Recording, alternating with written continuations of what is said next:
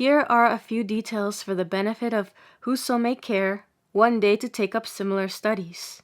An animal breeder's trade calls for apprenticeship. The experience of others is not unhelpful, especially when the animals in question are dangerous to deal with.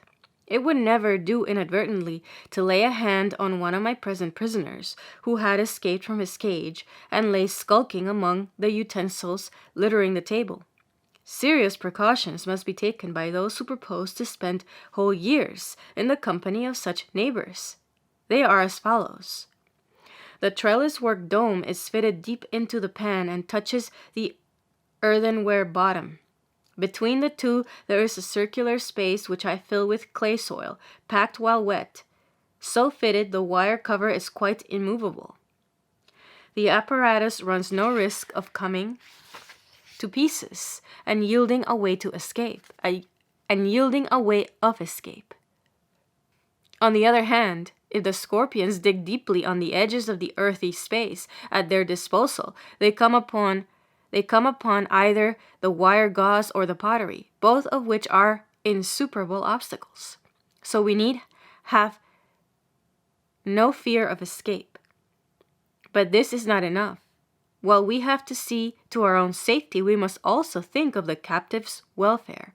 The dwelling is hygienic and easy to carry into the sun or the shade, as the observation of the moment may demand. But it does not contain the victuals with which the scorpions, frugal though they be, cannot dispense indefinitely. But it does not contain the victuals with which the scorpions, frugal though they be, cannot dispense indefinitely. With a view to feeding them without moving the cover, the trellis work is pierced at the top with a small opening through which I slip the live game, caught from day to day as needed. After this has been served, a plug of cotton wool closes the buttery hatch. My caged specimens, soon after their installation, enable me to watch their work as excavators even better than the occupants of the open-air community, for whom my trowel has prepared an entrance passage beneath the stones.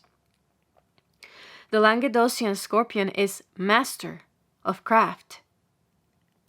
He knows how to house himself in a cell of his own making. In order to establish themselves, each of my interned prisoners has at his disposal a wide, curved potsherd,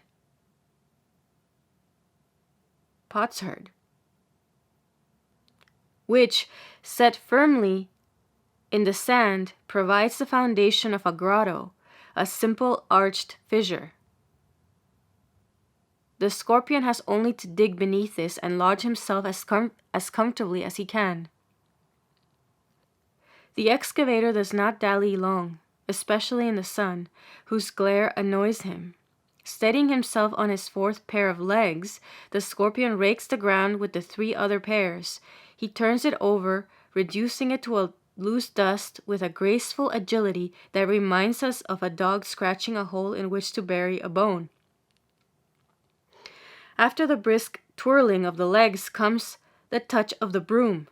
With his tail laid flat and relaxed to the utmost, he pushes back the earthy mass, making the same movement as does our elbow when thrusting an obstacle aside. If the rubbish thus shot back be not sufficiently out of the way, the sweeper returns, repeats the process, and finishes the job.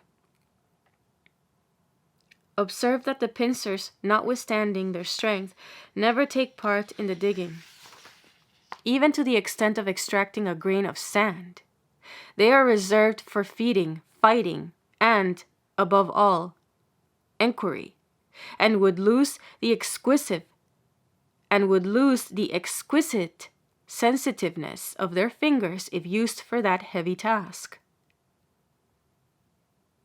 In this way, the legs and tail, in repeated alternations, scratch the soil and thrust the rubbish outside.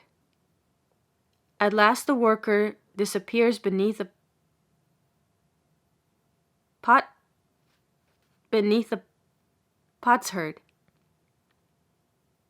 potsherd.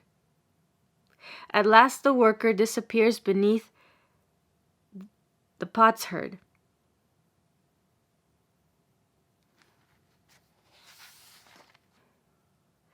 At last the worker disappears beneath the potsherd. A mound of sand. At moments we see it shaking and partly slipping. Signs that the work is still going on with a further shooting of rubbish until the cell attains a suitable size. When the hermit wants to go out, he will, without difficulty, push back the crumbling barricade. The black scorpion of our houses has not this capacity for making himself a crypt. He is found in the mortar collected at the bottom of walls, the woodwork disjointed by the damp, the rubbish heaps in dark places, but he restricts himself to using these refuges as he finds them, being unable to improve the hiding place by his own industry. He does not know how to dig. This ignorance is apparently due to his feeble broom, his smooth, slender tail very different from the Languedocians, which is powerful and armed with knotty protuberances.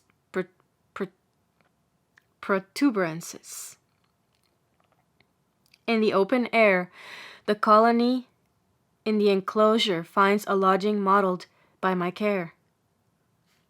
Under the flat stones where I have contrived to outline a cell in the sandy earth, each of them at once disappears and labors to complete the work, as I perceived by the mound heaped upon the threshold. Wait a few more days and lift the stone. At a depth of 3 or 4 inches we see the lair, the burrow, occupied at night and open also by day, when the weather is bad. Sometimes a sudden bend widens the recess into a spacious chamber. In front of the mansion, immediately under the stone, is the entrance hall. This by day, in the hours of blazing sunshine, is where the solitary prefers to be, in the blessed heat, gently shaded by the stone. When turned out of this hot bath, his supreme felicity, he brandishes his knotty tail and swiftly retreats indoors, out of reach of the light and of our eyes. Replace the stone and come back 15 minutes later, we shall find him once more on the threshold of the cavern, where it is so pleasant when a generous sun. Replace the stone and come back 15 minutes later, we shall find him once more on the threshold of the cavern, where it is so pleasant when a generous sun warms the roof.